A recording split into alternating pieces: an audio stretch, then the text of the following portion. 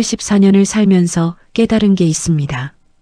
아무리 많은 사람에게 존경받았어도 정작 내 집에서 무시당하면 그 모든 게 한순간에 무너진다는 것을요. 제 이름은 박순자입니다. 30년 넘게 초등학교 교사로 살았죠. 수백 명의 아이들을 가르쳤고 그들의 인생에 작은 불씨라도 지펴주려 애썼어요. 퇴직할 때는 감사패도 받았습니다. 제자들이 보낸 편지도 한 보따리나 됐죠. 그게 제 자랑이었어요. 제 인생의 증표였습니다. 하지만 지금 이 순간 저는 그저 이 집에 얹혀 사는 늙은 여자일 뿐이에요. 오늘도 새벽 5시 반에 눈이 떠졌습니다. 몸에 밴 습관이죠. 교사 시절부터 쭉 지켜온 시간이에요. 어둠 속에서 조용히 이불을 걷고 일어났습니다. 무릎이 욱신거렸어요. 날씨가 흐린 날이면 관절이 더 시큰거리거든요. 하지만 참을 만했습니다. 70 넘어 이 정도면 양반이죠. 부엌으로 향했어요. 거실을 지나가는데 눈에 익은 액자들이 어둠 속에서 희미하게 보였습니다. 감사패였어요. 교육 발전에 헌신한 공로를 인정하여 라는 문구가 새겨진 나무 액자죠. 그 옆에는 제자들이 보낸 편지가 작은 액자에 담겨 있었습니다. 25년 전 졸업생이 보낸 편지였어요. 선생님은 제 인생을 바꿔주셨어요. 라는 문장이 또렷했습니다. 그걸 볼 때마다 가슴이 뜨거워지곤 했어요. 하지만 요즘은 그저 씁쓸하더군요. 부엌에 들어서자 냉장고 소리만 윙윙거렸습니다. 조용했어요. 이 시간만큼은 온전히 제 것이었죠. 쌀을 씻고 밥을 안 쳤어요. 된장찌개를 끓이기 위해 멸치와 다시마를 냄비에 넣었습니다. 정성이 들어가야 맛있는 법이에요. 물이 끓는 동안 시금치를 다듬었죠. 뿌리를 자르고 잎을 하나하나 씻었어요. 시금치 나물은 현수가 좋아하는 반찬이었습니다. 제 아들이죠. 계란말이도 만들었어요. 민지가 가끔 먹거든요. 손녀입니다. 고등학생이죠. 요즘 애들은 밥을 잘 안 먹는다고 하지만 그래도 할머니가 해주는 건 다르지 않을까 싶었어요. 1시간 넘게 부엌에서 움직였습니다. 찌개 간을 맞추고 나물을 무치고 김치를 꺼내 담았어요. 밥상은 정갈해야 한다고 배웠습니다. 교사 시절 학생들에게도 그렇게 가르쳤죠. 음식에도 예의가 있다고요. 7시가 되자 하나둘 방문이 열렸습니다. 제일 먼저 나온 건 며느리 정미였어요. 45살이죠. 파자마 차림으로 머리를 대충 묶고 나왔습니다. 저를 보더니 인사도 없이 냉장고를 열었어요. 어머니, 또 이렇게 많이 차리셨어요? 정미의 목소리는 무뚝뚝했습니다. 불평도 칭찬도 아닌 어중간한 톤이었죠. 아침은 제대로 먹어야지. 다들 바쁘니까 미리 차려놨어. 저는 최대한 부드럽게 대답했어요. 하지만 정미는 고개도 안 돌리고 우유를 꺼냈습니다. 전 이거 마실래요. 아침에 밥 먹으면 속이 더부룩해서요. 그러곤 우유팩을 들고 다시 방으로 들어갔어요. 상을 차린 제 손이 허공에서 멈췄습니다. 뭐라 할 말이 없었죠. 며느리는 늘 저랬어요. 감사도 없고 미안함도 없었습니다. 그냥 당연하다는 듯이 행동했죠. 곧이어 민지가 나왔어요. 교복을 입고 있었는데 치마가 많이 짧아 보였습니다. 요즘 애들은 다 저렇게 입나 싶었죠. 민지는 핸드폰을 보며 식탁에 앉았어요. 민지야, 아침 먹어. 제가 말했지만 민지는 화면에서 눈을 떼지 않았습니다. 할머니, 저 시간 없어요. 학교 일찍 가야 돼요. 아침은 먹고 가야지. 한 숟갈이라도. 에이, 괜찮아요. 편의점에서 뭐 사 먹을게요. 민지는 가방을 메고 현관으로 향했어요. 신발을 신으면서 한 번 더 핸드폰을 들여다보더니 문을 열고 나갔습니다. 인사도 없이요. 혼자 남겨진 식탁이 텅 비어 보였어요. 정성껏 차린 반찬들이 그대로였습니다. 김이 모락모락 나던 된장찌개도 식어가고 있었죠. 현수가 마지막으로 나왔어요. 제 아들입니다. 48이죠. 양복을 입고 넥타이를 매고 있었어요. 바쁜 걸음으로 식탁에 앉더니 밥 한 숟가락을 떴습니다. 어머니, 잘 먹겠습니다. 짧은 인사였지만 그래도 고마웠어요. 현수는 빠르게 밥을 먹었습니다. 찌개 한 숟가락, 나물 한 젓가락, 김치 한 조각. 기계처럼 움직였죠. 5분도 안 돼서 밥그릇을 비웠어요. 잘 먹었습니다. 어머니, 전 먼저 갈게요. 그래. 조심해서 가거라. 현수도 나갔습니다. 집안이 다시 조용해졌어요. 저 혼자 남았죠. 가득 차려놓은 밥상을 보니 허탈했습니다. 누굴 위해 이렇게 아침을 준비하는 건지 모르겠더군요. 설거지를 하면서 생각했어요. 교사 시절엔 달랐습니다. 학생들은 제 말에 귀 기울였죠. 제가 준비한 수업을 기다렸고 제 조언을 소중히 여겼어요. 학부모들도 저를 존중했습니다. 선생님이라는 호칭 앞에서 다들 고개를 숙였죠. 그런데 지금은요. 제 가족조차 저를 그저 집안이라는 늙은이로 여기는 것 같았어요. 설거지를 끝내고 거실로 나왔습니다. 소파에 앉아 창밖을 바라봤어요. 아침 햇살이 조금씩 방 안으로 들어왔습니다. 따스했죠. 하지만 마음은 춥더군요. 벽에 걸린 감사패가 또 눈에 들어왔어요. 교육 발전에 헌신한 공로. 그때는 자랑스러웠습니다. 하지만 지금 이 집에서 그 공로가 무슨 의미가 있을까요? 아무도 신경 쓰지 않았어요. 아무도 저를 선생님으로 보지 않았습니다. 그냥 엄마고 시어머니고 할머니일 뿐이었죠. 한숨이 나왔어요. 길고 깊은 한숨이었습니다. 이렇게 사는 게 맞나 싶었어요. 70 넘어 이렇게까지 무시당하며 살아야 하나 싶었습니다. 하지만 어쩌겠어요.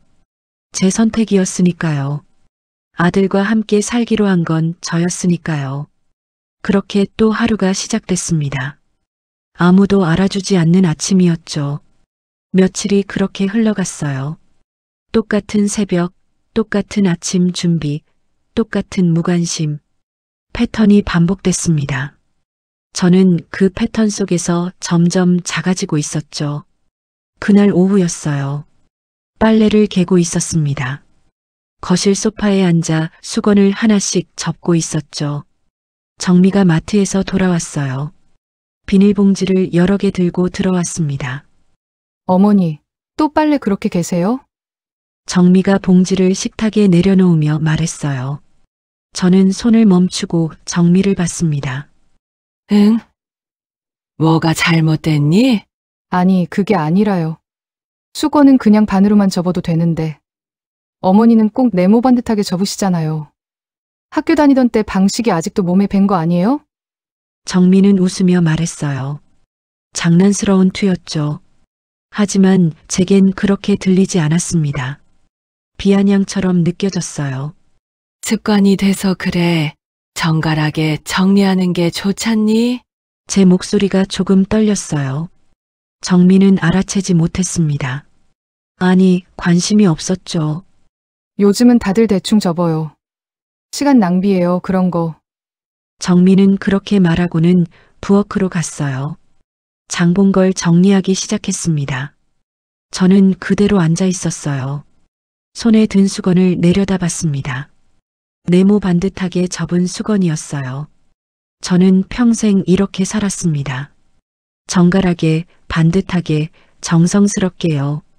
그게 시간 낭비라고요? 가슴이 답답했어요. 목구멍이 막히는 것 같았습니다. 하지만 참았죠. 며느리한테 뭐라 할 수도 없었어요. 괜히 관계만 나빠질 테니까요. 저녁 무렵이었습니다. 민지가 학원에서 돌아왔어요. 가방을 소파에 던지고 주저앉았습니다. 피곤해 보였죠. 민지야, 배고프지? 할머니가 저녁 준비해놨어. 할머니, 저 배 안 고파요. 민지는 핸드폰만 들여다봤어요. 저는 부엌으로 가서 접시를 하나 꺼냈습니다. 오늘 오후에 만든 동그랑땡이 있었거든요. 민지가 어렸을 때 좋아하던 반찬이에요. 접시에 담아서 민지 앞에 놓았습니다. 이거 먹어봐. 네가 좋아하던 거야. 민지가 고개를 들었어요. 동그랑땡을 보더니 살짝 찡그렸습니다. 할머니, 전 요즘 이런 거 안 먹어요. 왜? 맛있는데. 그냥요. 친구들이랑 치킨 먹으러 가기로 했거든요. 할머니 음식보다 치킨이 좋아요. 민지는 웃으며 말했어요. 장난스러운 말투였습니다. 악의는 없었죠. 그냥 요즘 애들이 하는 말이었어요. 하지만 제 귀엔 날카롭게 박혔습니다. 할머니 음식보다 치킨이 좋다고요. 저는 아무 말도 못했어요. 그냥 웃었습니다. 억지 웃음이었죠. 그래. 그럼 치킨 먹고 와. 배탈 나지 않게 조심하고. 네. 할머니, 다녀올게요. 민지는 가방을 들고 현관으로 갔어요. 신발을 신고 문을 열었습니다. 인사도 없이 나갔죠. 쾅 소리와 함께 문이 닫혔어요. 저는 접시를 들고 부엌으로 돌아왔습니다. 동그랑땡이 그대로였어요. 정성스럽게 부친 고기와 두부가 식어가고 있었습니다. 저는 그걸 랩으로 싸서 냉장고에 넣었어요. 손이 떨렸습니다. 화가 난 건지 슬픈 건지 알 수 없었어요. 그냥 마음이 무너지는 기분이었습니다. 할머니 음식보다 치킨이 좋다는 말이 계속 머릿속을 맴돌았어요. 별것 아닌 말이었을 거예요. 민지에겐요. 하지만 제겐 아니었습니다. 제가 평생 해온 일들이 하찮게 느껴졌거든요. 그날 밤 가족들이 다 잠든 뒤였어요. 저는 방에 혼자 앉아 있었습니다. 책상 서랍을 열었죠. 안에는 낡은 공책 한 권이 있었어요. 표지가 누렇게 바랜 노트였습니다. 교사 시절 쓰던 노트였어요. 학생들 상담 내용을 기록하곤 했었죠. 이제는 다른 용도로 쓰고 있었습니다. 펜을 들었어요. 날짜를 적었습니다. 그리고 오늘 있었던 일을 천천히 적어 내려갔어요. 정미가 내 빨래 개는 방식을 비웃었다. 학교 다니던 때 방식이 몸에 배었다고 했다. 시간 낭비라고 했다. 한 줄 한 줄 적었습니다. 글씨가 떨렸어요. 민지가 내 음식보다 치킨이 좋다고 했다. 장난처럼 말했지만 상처가 됐다. 적다 보니 눈물이 났어요. 왜 이러나 싶었습니다. 이 나이에 가족한테 받은 상처를 공책에 적고 있다니요. 초라했어요. 비참했습니다. 하지만 멈출 수가 없었어요. 이렇게라도 남겨놔야 할 것 같았거든요. 제가 느낀 상처들을요. 제가 당한 무시들을요. 언젠가 이게 필요할 날이 올 거라는 생각이 들었습니다. 왜 그런 생각이 들었는지는 저도 몰라요. 그냥 본능이었죠. 노트를 덮었어요. 다시 서랍 깊숙이 넣었습니다. 아무도 모르게요. 이건 제 비밀이었어요. 제가 견디기 위한 유일한 방법이었습니다. 불을 끄고 누웠어요. 천장을 바라봤습니다. 어둠 속에서 눈물이 볼을 타고 흘렀어요. 소리 없이 울었습니다. 누가 들을까봐 이불로 입을 막았죠. 74년을 살면서 이렇게 외로운 적이 없었어요.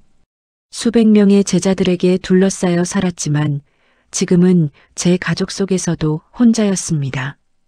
다음 날 아침도 똑같았어요. 새벽에 일어나 밥을 했고 가족들은 별 관심 없이 지나쳤죠. 저는 또다시 설거지를 하며 생각했습니다. 언제까지 이렇게 살아야 하나? 대답은 없었어요. 그저 물소리만 쏴하고 흘렀습니다. 화요일이었어요. 제가 동네 도서관에서 봉사하는 날이었습니다. 일주일에 2번, 화요일과 목요일이죠. 퇴직한 뒤로 계속해온 일이에요. 아이들한테 책을 읽어주고 정리를 도왔습니다. 그날도 평소처럼 아침 일찍 준비했어요. 깨끗한 블라우스를 입고 머리를 단정히 빗었습니다. 거울을 보니 주름이 많이 늘었더군요. 언제 이렇게 늙었나 싶었어요. 하지만 괜찮았습니다. 오늘은 제가 선생님이 되는 날이었으니까요. 도서관까지는 버스로 15분 거리였어요. 익숙한 길이었습니다. 차창 밖 풍경을 보며 생각했죠. 여기선 달라요. 여기선 저를 박순자 선생님이라고 부릅니다. 시어머니도 할머니도 아닌 선생님이에요. 그게 좋았어요. 도서관에 도착했습니다. 사서 선생님이 반갑게 맞아주셨어요. 선생님, 오늘도 오셨네요. 감사해요. 별 말씀을요. 제가 좋아서 하는 일인걸요. 저는 진심으로 말했어요. 아이들 책 읽어주는 시간이 기다려졌거든요.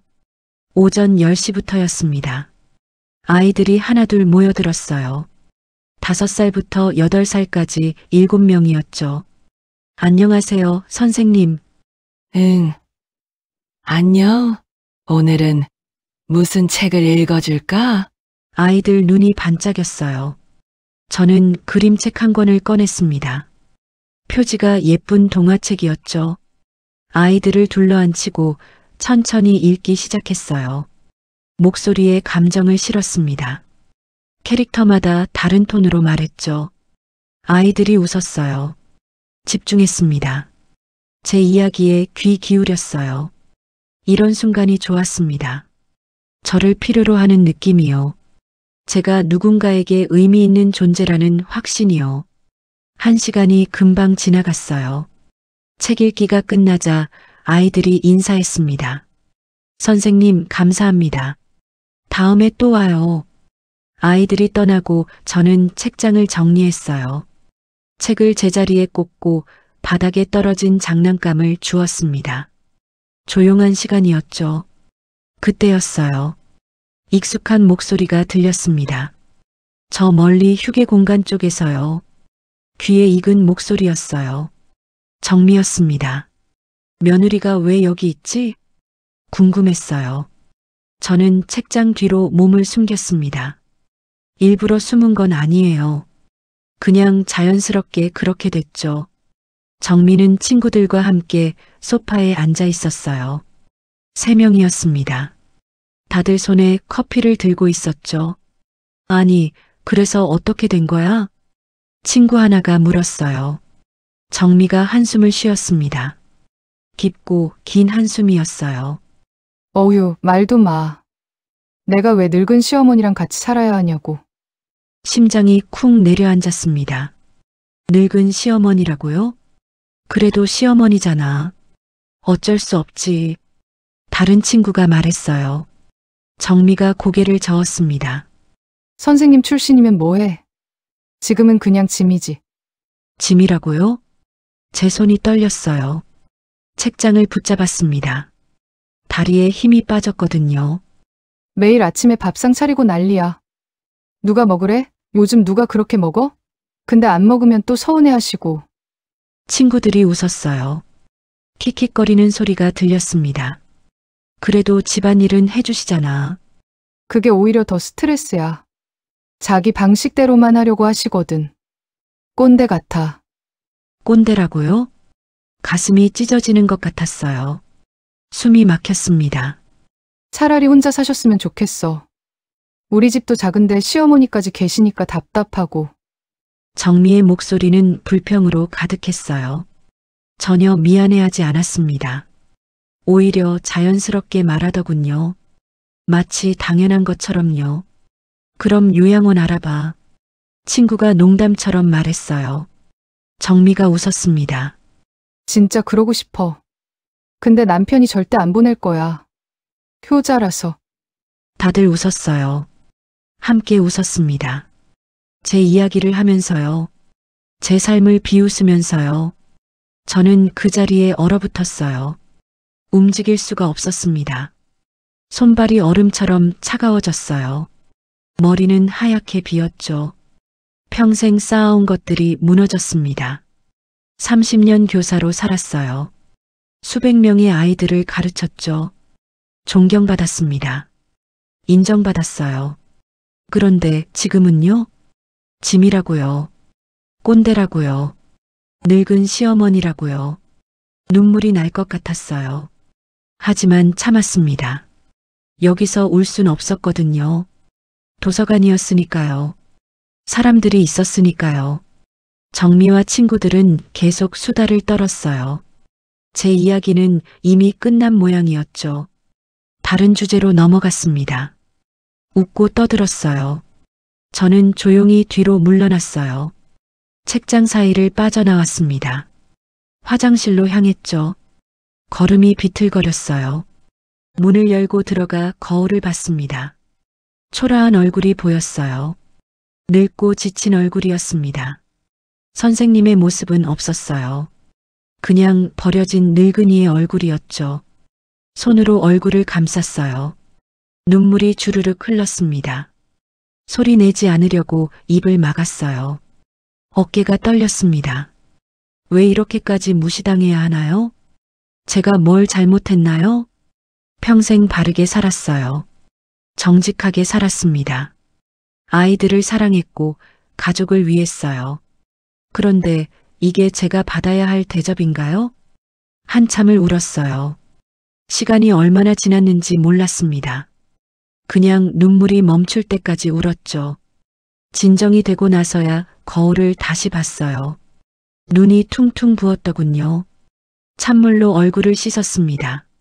화장을 고치려 했지만 손이 떨려서 제대로 안 됐어요. 그냥 포기했습니다. 화장실을 나와 도서관 밖으로 나갔어요. 사서 선생님한테 인사도 못했습니다. 그냥 나왔죠. 정미가 아직 거기 있을까봐 고개를 숙이고 빠르게 걸었어요. 버스 정류장에 도착했습니다. 의자에 앉았어요. 온몸에 힘이 빠졌습니다. 하늘을 올려다봤어요. 구름이 천천히 흘러가고 있었습니다. 세상은 평화로웠어요. 아무 일도 없다는 듯이요. 하지만 제 안은 무너지고 있었습니다. 평생 쌓아온 자존심이 산산조각 났어요. 교사로서의 긍지가 사라졌습니다. 저는 이제 아무것도 아니었어요. 그저 짐일 뿐이었습니다. 버스가 왔어요. 저는 비틀거리며 올라탔습니다. 뒷자리에 앉아 창밖을 봤죠. 눈물이 또 흘렀어요. 이번엔 닦지 않았습니다. 그냥 흐르는 대로 뒀어요. 집에 가고 싶지 않았습니다. 정미를 보고 싶지 않았어요. 하지만 갈 곳이 없었죠. 저는 그냥 짐이었으니까요. 집에 도착했을 때는 오후 3시쯤이었어요. 열쇠로 문을 열었습니다. 손이 떨려서 자물쇠에 제대로 꽂히지 않았죠. 2번 만에 겨우 열었어요. 현관을 들어서니 정미가 거실에 있었습니다.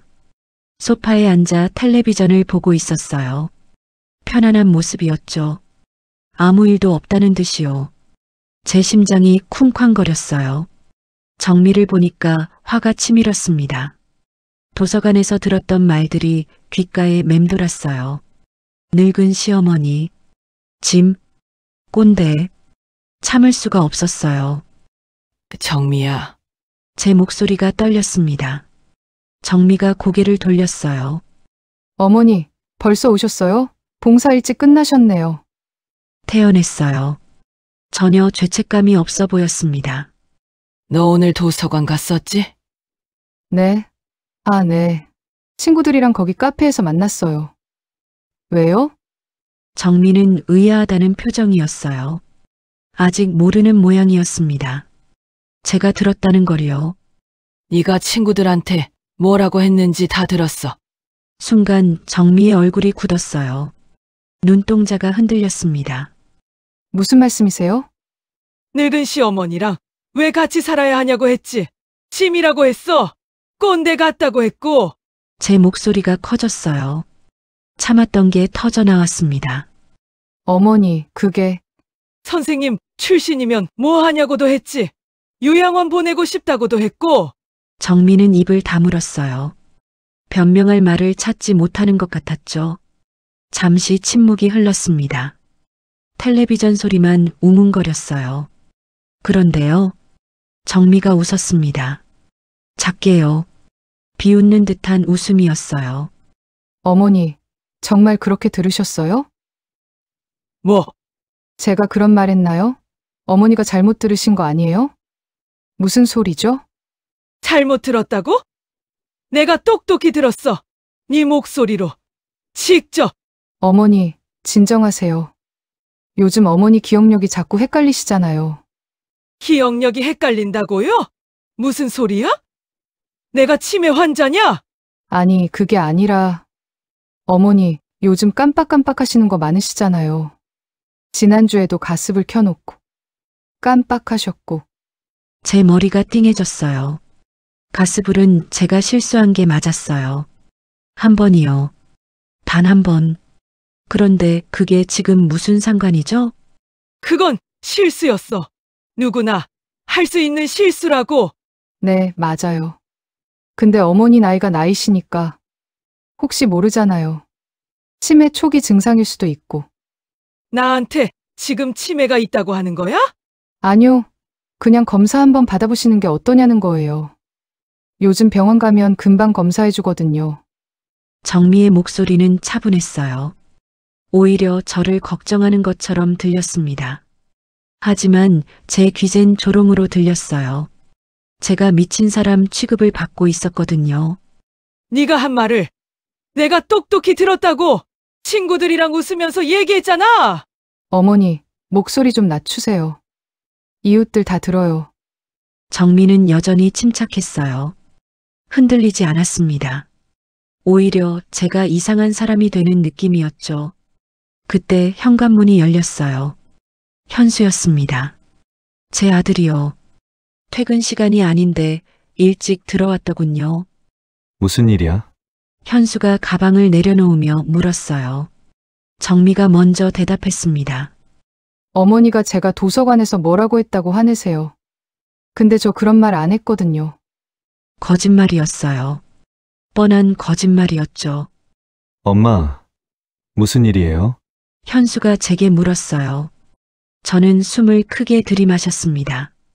내 아내가 친구들한테 나를 짐이라고 했어. 늙은 시어머니랑 왜 같이 사냐고 했다고. 현수의 표정이 곤란해졌어요. 아내와 저를 번갈아 봤습니다. 여보, 정말 그런 말 했어? 아니요. 어머니가 착각하신 거예요. 정민은 단호하게 부인했어요. 전혀 흔들림이 없었습니다. 현수가 한숨을 쉬었어요. 깊고 무거운 한숨이었습니다. 엄마, 일단 진정하세요. 혹시 잘못 들으신 거 아니에요? 현수야, 엄마가 귀머거리야? 똑똑히 들었다고. 알았어요. 알았어. 그런데 엄마, 이렇게 싸우면 뭐예요? 그냥 넘어가요. 넘어가? 내 아내가 나를 짐이라고 했는데 넘어가라고? 엄마, 목소리 좀 낮추세요. 이웃들 듣잖아요. 현수는 난처해했어요. 제 편을 들지도 정미 편을 들지도 못했죠. 그냥 조용히 하라고만 했습니다. 아들마저 저를 외면했어요. 그때 민지가 방에서 나왔어요. 이어폰을 귀에 꽂고 있었습니다. 거실에 긴장감을 느꼈는지 멈춰 섰어요. 뭐야? 왜 이래요? 민지가 물었어요. 아무도 대답하지 않았습니다. 침묵만 흘렀죠. 민지는 분위기를 눈치챘는지 다시 이어폰 볼륨을 높였어요. 그리고 자기 방으로 돌아갔습니다. 문을 닫는 소리가 들렸어요. 저는 그 자리에 서 있었어요. 가족들이 모두 저를 외면했습니다. 정민은 거짓말로 발뺌했고요. 현수는 회피했죠. 민지는 관심조차 없었습니다. 저는 혼자였어요. 됐어. 더 이상 말 안 할게. 저는 돌아서서 제 방으로 갔어요. 문을 닫았습니다.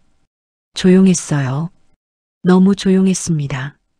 침대에 앉았어요. 가슴이 답답했습니다. 숨이 막히는 것 같았어요. 치매라고요? 기억이 헷갈린다고요? 제정신이었어요. 저는요, 또렷하게 들었습니다. 정미의 목소리를요. 그 비웃음을요. 그런데 아무도 믿지 않았어요. 책상 서랍을 열었습니다. 노트를 꺼냈어요. 펜을 집었습니다. 손이 떨렸지만 참았어요. 날짜를 적었습니다. 그리고 천천히 기록했어요. 도서관에서 정미가 친구들에게 한 말. 늙은 시어머니, 짐 꼰대. 요양원 보내고 싶다고 함. 집에 와서 항의했더니 부인함. 내가 잘못 들었다고 함. 치매 검사 받아보라고 함. 현수는 그냥 넘어가자고 함. 민지는 무관심. 한 글자 한 글자 정확하게 적었어요. 증거였습니다. 제가 미치지 않았다는 증거요. 노트를 덮었어요. 서랍 깊숙이 넣었습니다. 창밖을 봤어요. 해가 지고 있었습니다. 하늘이 붉게 물들었죠. 제 인생도 저물고 있는 것 같았어요. 천천히 쓸쓸하게요. 하지만 포기할 순 없었습니다. 아직은요. 이 노트가 언젠가 제 목소리가 되어줄 거라고 믿었어요. 그날 저는 결심했습니다. 더 이상 당하고만 있지 않겠다고요. 그날 밤 잠이 오지 않았어요. 침대에 누워 천장만 바라봤습니다. 어둠 속에서 생각이 꼬리를 물었죠. 정미의 말들이요. 현수의 외면이요. 민지의 무관심이요. 새벽 2시가 넘었을 거예요. 저는 일어나 앉았습니다. 더 이상 누워 있을 수가 없었거든요. 가슴이 답답해서요. 방 한쪽을 봤어요. 작은 서랍장이 있었습니다. 오래된 가구였죠. 제가 교사 시절부터 쓰던 거예요. 그 안에는 제 과거가 담겨 있었습니다. 일어나서 서랍을 열었어요. 맨 위 칸에는 낡은 상자가 있었습니다. 먼지가 쌓여 있더군요. 오랜만에 꺼내는 거였거든요. 상자를 꺼내 침대에 앉았어요. 천천히 뚜껑을 열었습니다. 감사패가 보였어요. 거실에 걸려 있는 것 말고 또 다른 거였죠. 모범 교사상이라고 적혀 있었습니다. 20년 전에 받은 거예요. 나무 액자가 빛이 바랬더군요. 손으로 쓸어봤어요. 먼지가 묻어났습니다. 가슴이 아렸어요. 그 밑에는 편지들이 있었습니다. 제자들이 보낸 편지였어요. 졸업할 때마다 받았던 거죠. 한 통 한 통 소중하게 모아뒀습니다. 첫 번째 편지를 펼쳤어요. 삐뚤삐뚤한 글씨였습니다. 초등학생이 쓴 티가 났죠. 선생님, 저 잊지 마세요. 선생님 덕분에 공부가 재밌어졌어요. 나중에 커서 선생님 같은 사람이 되고 싶어요. 눈물이 났어요. 주르륵 흘렀습니다. 두 번째 편지를 폈어요. 이건 대학생이 보낸 거였습니다. 선생님, 제 인생을 바꿔주셨어요. 선생님이 안 계셨으면 저는 지금 이 자리에 없었을 거예요. 정말 감사드려요. 손이 떨렸어요. 편지를 가슴에 꼭 안았습니다. 세 번째, 네 번째, 다섯 번째. 한 통씩 읽었어요. 모두 비슷한 내용이었습니다. 감사하다고요. 인생을 바꿔줬다고요. 잊지 않겠다고요. 수백 명의 아이들이 저를 기억하고 있었어요. 존경하고 있었죠. 그런데 지금은 뭐죠? 제 가족조차 저를 짐이라고 불렀습니다. 꼰대라고 했어요. 치매 환자 취급했죠. 이게 맞나요? 평생 아이들을 가르쳤어요. 바르게 살라고 했습니다. 남을 존중하라고 했죠. 그런 제가 이렇게 무시당해야 하나요? 화가 났어요. 슬픔보다 분노가 컸습니다. 내가 뭘 잘못했어? 중얼거렸어요. 목소리가 떨렸습니다. 내가 수백 명의 학생들한테 존경받았는데 내 집에서조차 존중받지 못하다니. 억울했어요. 너무 억울했습니다. 편지를 한 장 한 장 내려놓았어요. 그러다 한 통이 눈에 들어왔습니다. 20년 전쯤 받은 편지였어요. 선생님, 저 김태호예요. 기억하시죠? 말썽꾸러기였던 애요. 선생님 덕분에 제가 사람 됐어요. 지금은 부동산 일하고 있어요. 나중에 꼭 찾아뵐게요. 김태호. 그 이름이 선명했어요. 기억났습니다. 개구쟁이였죠. 수업 시간에 장난만 쳤어요. 하지만 착한 아이였습니다. 저는 포기하지 않고 가르쳤죠. 부동산 일을 한다고 했나요? 그 생각이 머릿속을 스쳤어요. 왜 그랬는지 모르겠습니다. 그냥 문득 떠올랐죠. 편지를 다시 상자에 넣었어요. 감사패도 함께 넣었습니다. 뚜껑을 닫았죠. 창밖을 봤어요. 동이 트고 있었습니다. 하늘이 조금씩 밝아지더군요. 새로운 날이 시작되고 있었어요. 저도 새로운 마음으로 일어나야 했습니다. 이대로 무너질 순 없었어요. 저는 박순자였습니다. 30년 교사였던 박순자요. 가슴속에 뭔가 꿈틀거렸어요. 작은 불씨 같은 거였습니다. 오래전 잊고 있던 자존심이었죠. 교사로서의 자존심이요. 그건 아직 살아 있었습니다. 가족들이 짓밟으려 해도 사라지지 않았어요. 저는 일어났어요. 거울을 봤습니다. 늙고 지친 얼굴이 보였죠. 하지만 눈빛은 달랐습니다. 예전과는요. 이제 뭔가 해야 했어요. 정확히 뭘 해야 할지는 몰랐습니다. 하지만 변화가 필요했죠. 더 이상 참고 살 순 없었어요.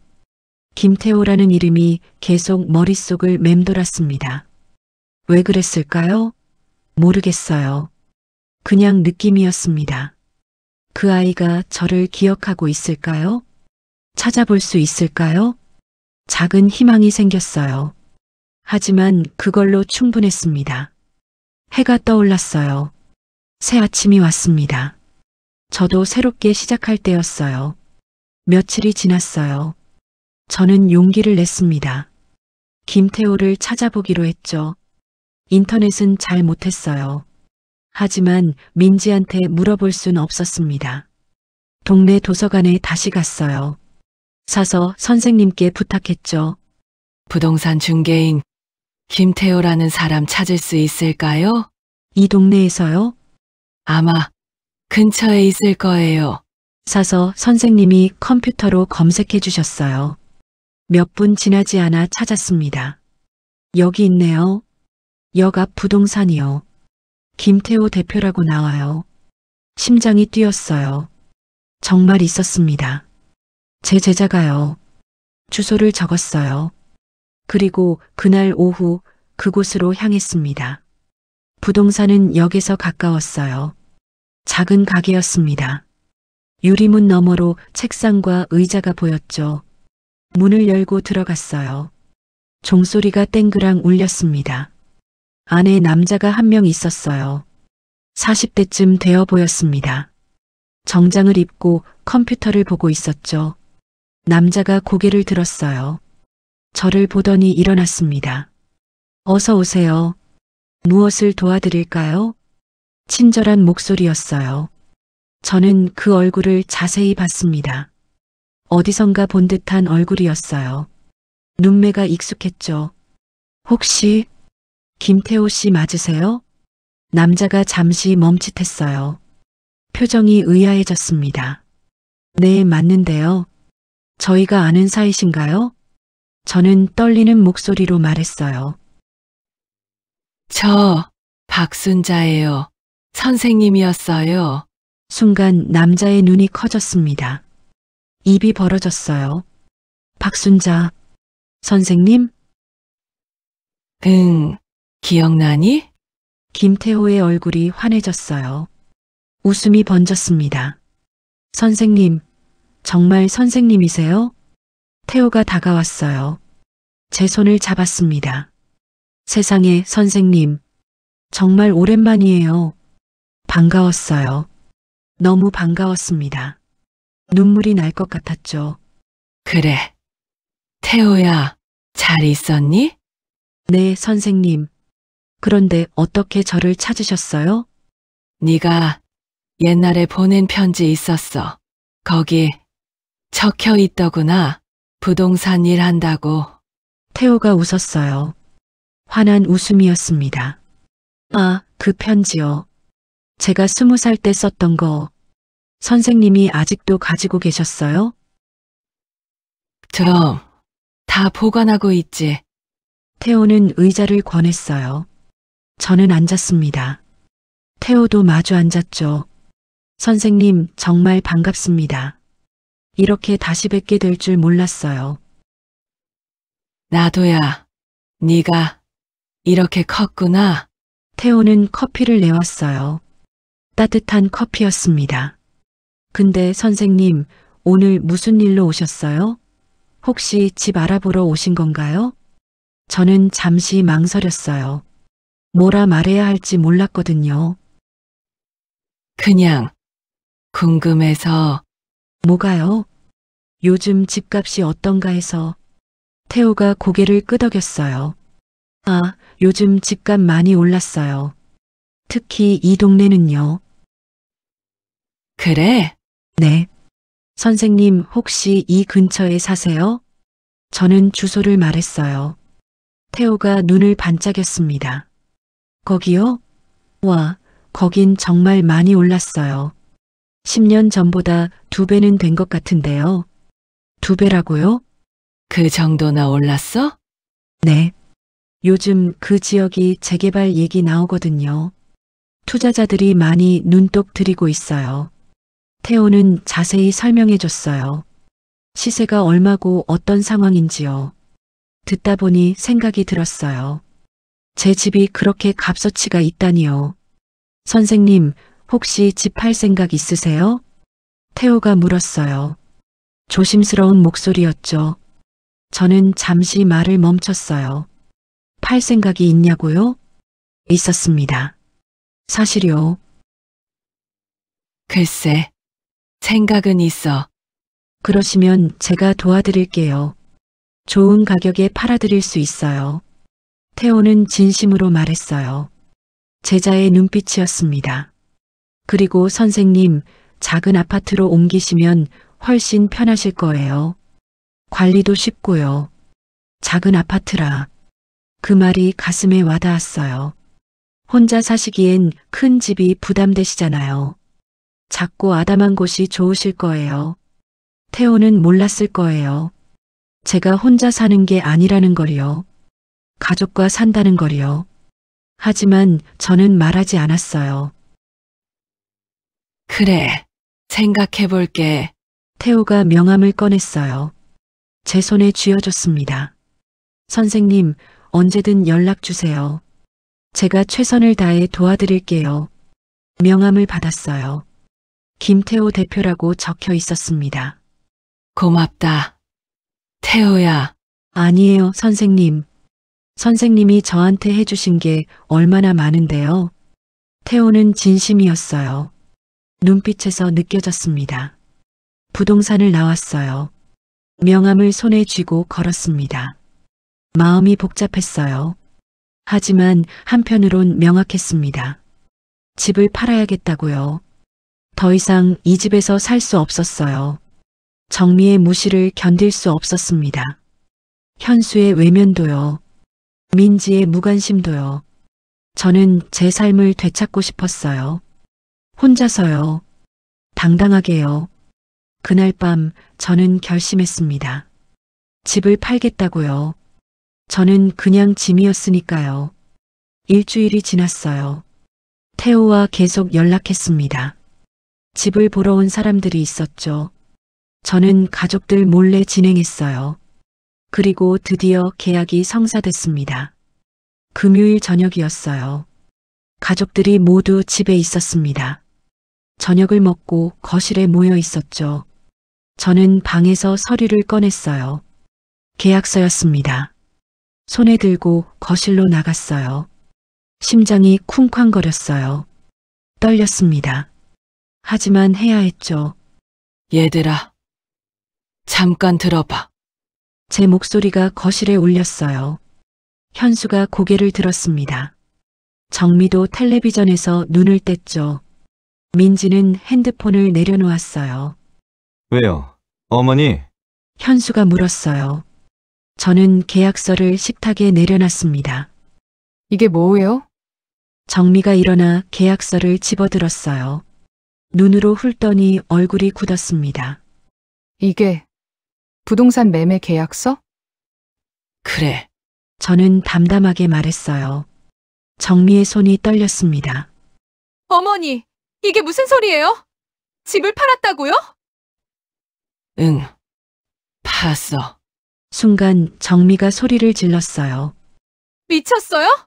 왜 우리한테 말도 안 하고? 현수가 벌떡 일어났습니다. 계약서를 빼앗아 봤어요. 얼굴이 창백해졌죠. 엄마, 이게 정말이에요? 정말이야. 왜 이런 짓을 하세요? 정미가 다가왔어요. 얼굴이 붉게 달아올랐습니다. 우리가 어디로 가라는 거예요? 이렇게 갑자기 팔아버리면 우리 다 길바닥이잖아요. 저는 조용히 말했어요. 너희는 알아서 할 거 아니니 나만 나가면 돼. 뭐라고요? 정미의 목소리가 높아졌어요. 민지도 놀란 표정으로 저를 봤습니다. 어머니, 제정신이세요? 이 집 명의가 어머니 앞으로 돼 있어도 우리 가족 집이잖아요. 내 명이야. 내가 산 집이고. 그래도 그렇지. 이렇게 갑자기요? 현수가 다급하게 말했어요. 엄마, 일단 진정하고 얘기해요. 계약 취소할 수 있어요. 안 해. 제 목소리는 단호했어요. 현수가 당황했습니다. 엄마, 왜 이러세요? 우리가 뭘 잘못했어요? 저는 방으로 들어갔어요. 서랍을 열고 노트를 꺼냈습니다. 그 노트를요. 가족들 앞에 펼쳐놨죠. 이것 좀 봐. 정미가 노트를 내려다봤어요. 얼굴이 하얗게 질렸습니다. 이게 뭐예요? 네가 한 말들이야. 다 적어놨어. 정미의 손이 떨렸어요. 노트를 집어들었습니다. 저는 천천히 읽어줬어요. 늙은 시어머니랑 왜 같이 살아야 하냐? 선생님 출신이면 뭐해? 지금은 그냥 짐이지. 정미의 얼굴에서 핏기가 빠졌어요. 꼰대 같아. 차라리 혼자 사셨으면 좋겠어. 요양원 알아보고 싶어. 현수가 노트를 빼앗아 봤어요. 눈이 커졌습니다. 여보, 이게 정말이야? 정미는 입을 다물었어요. 변명할 말이 없었죠. 민지도 다가와 노트를 봤어요. 충격받은 얼굴이었습니다. 엄마, 이거 진짜 말한 거야? 정미는 대답하지 못했어요. 그저 고개를 숙였습니다. 거실이 조용해졌어요. 무거운 침묵이었죠. 저는 노트를 다시 가져왔어요. 덮었습니다.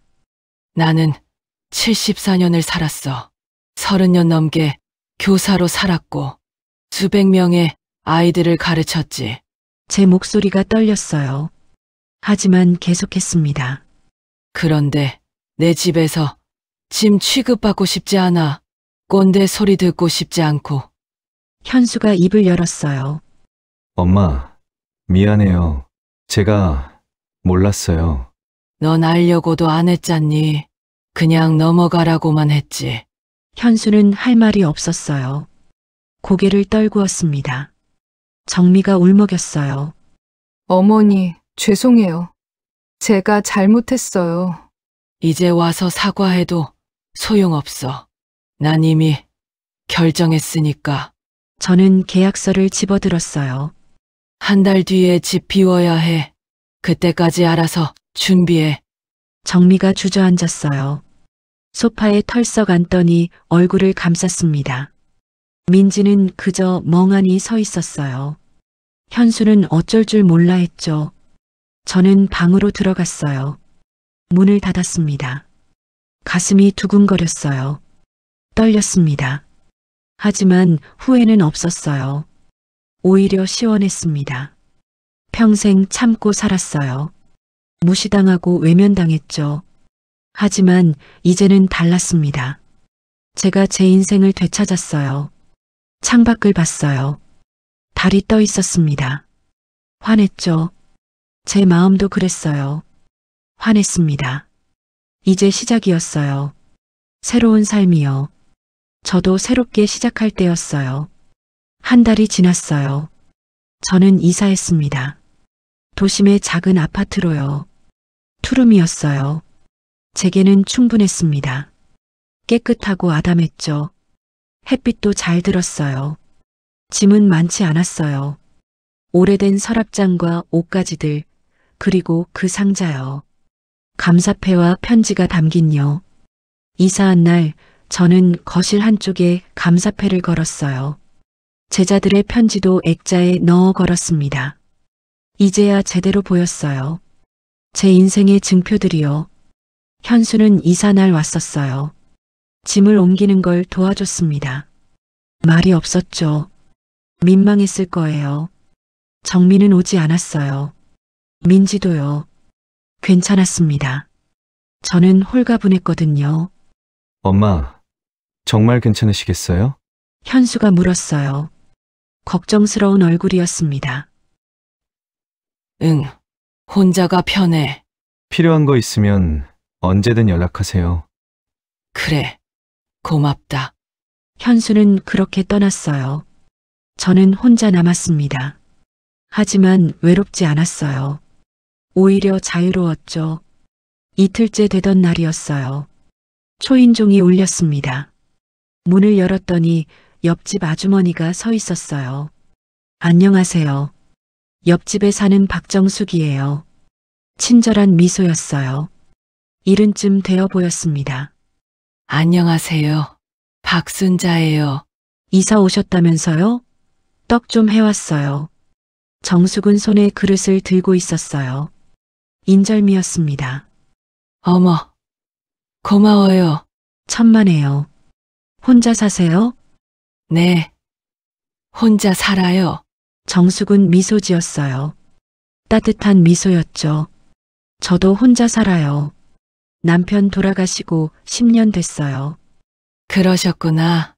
심심하시면 언제든 놀러 오세요. 커피 한 잔해요. 그럴게요. 고마워요. 정숙은 그렇게 갔어요. 저는 인절미를 먹었습니다. 달콤했어요. 며칠 뒤 정숙과 커피를 마셨어요. 정숙의 집에서요. 순자 씨, 전에 뭐 하셨어요? 교사였어요. 초등학교 선생님이요. 정숙의 눈이 반짝였어요. 와, 선생님이셨구나. 멋지시네요. 이제는 그냥 할머니죠. 아니에요. 선생님은 계속 선생님이에요. 그 말이 가슴에 와닿았어요. 정숙도 봉사활동을 한다고 했어요. 동네 복지관에서요. 저도 같이 가도 되나요? 제가 물었어요. 정숙이 환하게 웃었습니다. 그럼요. 환영이에요. 저는 다시 시작했어요. 봉사를요. 아이들을 만나는 일을요. 행복했어요. 어느 날 오후였어요. 저는 창가에 앉아 있었습니다. 커피를 한 잔 내렸어요. 향이 좋았죠. 창밖을 봤어요. 도심 풍경이 보였습니다. 사람들이 분주하게 오갔죠. 저는 미소 지었어요. 이제는 내가 내 인생을 가르친다. 중얼거렸어요. 목소리가 단단했습니다. 평생 남을 가르쳤어요. 이제는 제 인생을 가르칠 차례였죠. 그때 핸드폰이 울렸어요. 현수였습니다. 엄마, 잘 지내세요? 응, 잘 지내. 불편한 건 없으세요? 없어. 다 좋아. 잠시 침묵이 흘렀어요. 현수가 조심스럽게 물었습니다. 엄마, 저희랑 다시 같이 살 생각 없으세요? 저는 커피를 한 모금 마셨어요. 따뜻했습니다. 없어. 현수야, 엄마, 이제는 내가 먼저 나를 지켜야 해. 현수는 한숨을 쉬었어요. 알겠어요, 엄마. 이해해요. 너희들도 잘 살아라. 엄마는 괜찮으니까. 가끔 찾아뵐게요. 그래. 연락해. 전화를 끊었어요. 가슴이 먹먹했지만 후회는 없었습니다. 이게 맞았어요. 제 선택이었고 제 삶이었으니까요. 정숙이 문을 두드렸어요. 순자 씨, 산책 갈래요? 그래요.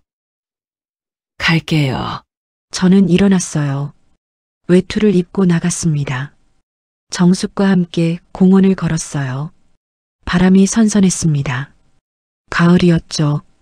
순자 씨, 이제야 선생님다운 모습이에요. 정숙이 말했어요. 저는 웃었습니다. 그래요? 네. 표정이 밝아졌어요. 그랬을 거예요. 저는 자유로웠으니까요. 해가 지고 있었어요. 하늘이 붉게 물들었습니다. 아름다웠죠. 저는 생각했어요. 74년을 살았습니다. 많은 걸 겪었고 많은 걸 배웠죠. 가장 중요한 건 이거였어요. 나를 지키는 것, 나를 존중하는 것, 나를 사랑하는 것. 이제야 알았습니다. 그리고 이제야 시작했어요. 진짜 제 인생을요. 담담했지만 행복했어요. 후회는 없었습니다. 저는 박순자였고요. 이제는 제 인생의 선생님이었으니까요.